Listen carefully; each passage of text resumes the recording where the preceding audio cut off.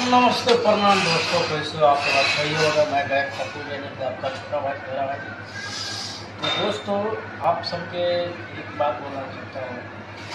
हमारा नेक्स्ट महीने से गाना आने वाला है। आप लोग क्या आशीर्वाद करोगे? पप्पू बेदर्दी चैनल में बहुत सारा चैनल चलेगा और हमारा जो चैनल है पप्पू बेदर्दी नाम से है। आप लोग यूट्यूब पर सुन सकते हैं पप्पू बेदर्दी चैनल से। तो भाई सबसे पहले आप लाइक करना, सब्सक्राइब करना, भूले ना, शेयर करना भाई, ठीक है। गाना मैं जो गाने वाला है, गाना का मुद्दा ऐसा है, गाना मुद्दा बहुत अच्छा है।